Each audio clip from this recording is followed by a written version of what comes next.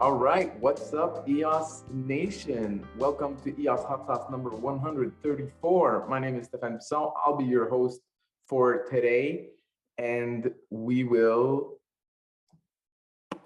get right into it. We've got a lot of topics to cover, including EVM Plus Working Group, Yield Plus Working Group, the new addition to the EOS Network Foundation roster, how to prevent name squatting by Dan Larimer, also EOS account name service proposal by Dan Larimer, ENF China Pomelo AMA event, Pomelo Season 1 matching pool distribution analysis. We got Greymass updates, fast Finality proposal, ZEOS updates, Helios Rising Light Incubator, and an EOS NFT drop for you guys coming up this weekend. Lots to cover. Let's get right into it. First up, we have EVM Plus bringing the Ethereum virtual machine to EOS. In this Medium article, the EOS Nation Foundation sheds more light on the current plans for the EVM working group. Due to the unique nature of the EVM working group, the team will not be publishing a blue paper and will instead focus directly on implementing an Ethereum virtual machine on EOS. Led by EOS Argentina, the team has taken inspiration from the Telos EVM implementation, as well as advice from Saeed Jaffrey. Here are some key items the team is currently working on. Smart contract level implementation versus a native node EOS means that it's easy to implement and easy to upgrade.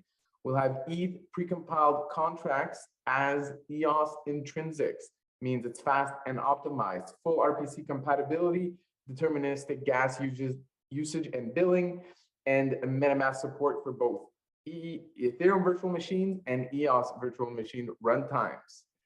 Looking forward to seeing that live on the mainnet. Next up, we've got Yves La Rose that gives us some hints at a new Yield Plus working group. There's been very little information shared about the Yield Plus working group so far, but one can assume it will be about creating new opportunities to generate yield for your EOS stake. For now, the ENF is asking its followers to tag community members who would be well suited to join this working group. Head on over to Twitter and share the news and tag some EOS investors. And as always, if you're looking for the links to the stories we're covering today, check in the show notes below. All of the links are there. Moving on, we've got actually a new addition to the EOS Network Foundation team. So Brandon Lovejoy, longtime active member of the EOS community, has been hired by the ENF to help with communication strategy. Congrats, Brandon, and we look forward to seeing more engaging content from the ENF. Now we've got a few articles by Dan Larimer about EOS account names. This first one is about how to prevent name squatting. And in this article, Dan Larimer shares his thoughts on the current EOS premium name algorithm and how to potentially improve it. After giving a brief overview of the name squatting issues faced by a variety of technology platforms, Dan states that a name allocation system should try to maximize the availability of names while mitigating the risk of name squatting. He touches on the current advantages and disadvantages of the current naming algorithm on EOS and identifies 3 new approaches that could be taken: dynamic one, hybrid one, or political one. In the end, he does recommend the hybrid approach that still rate limits the amount of names given out, but could ensure that new names auctions end within 24 hours. As always, if you want to know more about these stories, go read the article, find the link below. Next up, then a few days later, Dan wrote another article about EOS account name service proposal. In this article, Dan shares his ideas to revamp the EOS account system in order to allow developers to build more user-friendly experiences and to make it easier than ever to purchase premium names on EOS. The core of the system for new EOS accounts involve having randomly generated EOS account numbers and the ability to attach these EOS account numbers to a pretty name registry if the user chooses to do so. The existing premium name auction system would be abandoned and all current bids would be refunded. The new bidding system would adjust prices using a similar system to the Bitcoin difficulty adjustments, allowing for pretty names to be claimed much more rapidly than right now. If premium names are allocated at an average rate of more than 1 name per hour, then the cost of pretty name goes up by 5%. If the average allocation is lower than 1 per hour, then the price goes down by 5%. These changes would allow the network to maintain its highly performant EOS account system, allocate a greater number of pretty names than currently available, also allow you to attach an IPFS address to a pretty name for additional information such as a screen name and profile picture. And it would include the ability for users to resell these pretty names if they are not yet attached to an EOS account. Now heading on over to China for a bit, the ENF China team this morning hosted a Pomelo AMA event on Twitter Spaces. So the event evolved around Pomelo, of course, and discussed how Pomelo can build an EOS version of Bitcoin in all aspects. Daniel Keys, CEO of EOS Nation, gave a great speech about the ambitions of Pomelo and the results of season 1.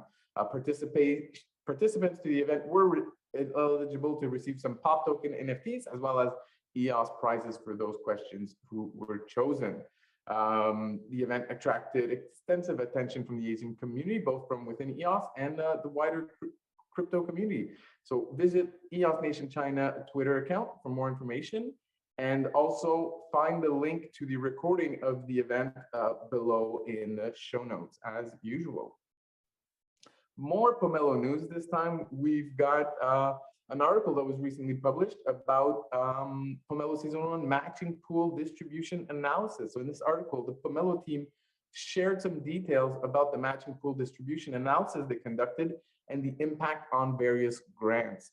This analysis was performed to verify that grant owners and donation contributors followed the terms and conditions of the Pomelo crowdfunding platform, including the matching pool, donations from users, and the .gems Pomelo NFT sales.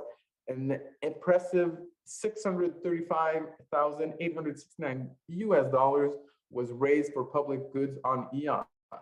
The majority of that went to grants for infrastructure for 34.7% and ecosystem growth 30%. You can see a breakdown of even more stats in the article if you want to learn more.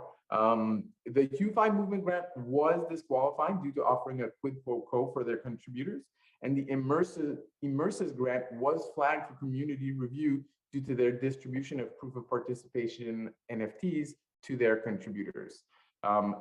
Also, some collusion was detected among various groups of donors, which led to these donors being collapsed and counted as a single donation. These voters were not necessarily colluding with the grant owners, so that's why the grants are not disqualified, but instead all of these donors are collapsed and counted as a single donation. And finally, a breakdown of the reduced and increased allocation to various grants was provided in the article as well. All right, so I'd like to remind everyone to like and subscribe. It helps the channel a lot, helps promote EOS content on YouTube. You know, we all want more people to be aware of all the great things that are going on in EOS. So thanks for sharing this, and thanks for liking and subscribing. If you want to win a Party Cracker for today's show, you need to leave your EOS account, a comment with your EOS account on this .gems tweet from earlier this week promoting the EOS Fireside Chat. So this was on January 12th on the .gems Twitter account. You go here, you click comment, you leave your EOS account, EOS Nation for the win, just like that. And that's all you need to do to join the giveaway for this week. We'll be giving away 10 Party Crackers. If there's less than 10 people who join the contest, we'll give Party Crackers to everyone. And yeah, these Party Crackers contain one NFT of many collections on EOS. Some of them are valuable, some of them are not so valuable, and it's a great, it's fun surprise. Also, we will be adding a lot more NFTs to the Firecracker prize pool over the coming weeks. So maybe if you do win a Firecracker, a Party Cracker, you might want to keep it for a few weeks before opening it. All right, let's check out this live chat a bit, see who we've got tuning in live. We've got Zach, we've got Veronica, Peter, PPBD, Max Cho, Huddle EOS, Mr. Caesar, Yana, thanks for joining, and good luck in the contest today. We have, next up, we got some progress updates for Greymass for January 2022. And, it includes a list of all the various projects they're working on in 2022, updates to existing projects, and great visual representation of various analytics and data that they've collected. They also announced that they're expanding the team for the first time in years and looking to hire employees to help them build out their products, services, as well as administrative duties. So reach out to them if you're interested in joining a great EOS team. So here's a quick breakdown of their current projects for 2022. We've got Unico, which is an easy-to-use web wallet. We've got an Anchor desktop rewrite for better alignment with mobile version. We've got Roborovsky, a custom and efficient API solution that's been used by Greymass for the past a year or more, and is going to be released for public use this year, hopefully. They're working on a new DApp to serve as a source of verifiable truth and a discovery engine for applications. More details coming in the Wallet Plus working group. They have a new suite of EOS.io SDKs, software development kits. Also, more details coming in the Wallet Plus working group, and new APIs. They're working on new APIs, which is flowing from the API Plus working group. Lots going on over at Team Greymass. We love to see it. Right, here we have a short finality on EOS, a proposal by Stephen Watanabe of the Clarion OS team. And if you're interested in learning more about this fast finality, head on over to Discord, check the links below, head on over to the Discord in the Core Plus chat. There's a thread there, and shares some more information. But basically, this proposed solution would reduce the finality time of EOS blocks to only 1 second. That means 2 blocks, which would really unlock a lot of use cases for many apps on EOS. So we're looking forward to learning more about that in the future, and probably, in the Core Plus blue paper.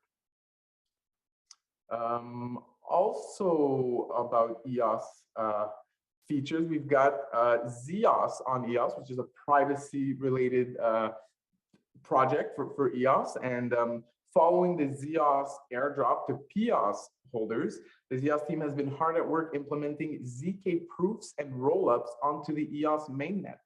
As stated by EOS developer James Mart, ZK proofs and rollups are the future of multi-chain as opposed to cross-chain scalability. According to James Mart, this is extremely important work. So the ZEOS team was proud to announce this week that their ZK Snark verifier has been successfully deployed and utilized on an EOS.io testnet, and executed the first zero-knowledge proof verification using the DApp network. So congrats to ZEOS on the good work and the progress they've been making. And Helios Rising announced their first week of their Incubator Lite program. This marked the start of an 8-week course for the first 10 projects accepted to the Helios Lite Incubator. The Incubator course focuses on facilitating projects to become more eligible for funding by helping with various aspects of the pitch deck preparation, such as value proposition, journey mapping, and prototyping. I'm sure we'll get more updates over the coming weeks as these first 10 projects go through the course. And finally, we'd like to announce a .gems EOS NFT drop coming up this weekend. So this is named Clicktrack. It's presented by the .gems team and features a collaboration between artists Gavinski and David Wells. This audio-visual NFT drops on Sunday, the 16th of January at 1500 UTC. It consists of 21 mints for sale, each for 10 EOS. There are a few other mints on top of that available that are going to be given or reserved for community giveaways. .gems is going to be giving away one. Gavinski and Mr. Wells are going to be giving some away on their social media. And we're also going to be adding a few to the Party Cracker prize pool. And that covers it for this week's EOS Hot Sauce Live. Thanks for tuning in, everyone. And tune in next week, same time, same date, for more great EOS news and updates. Have a good weekend, everyone. Ciao.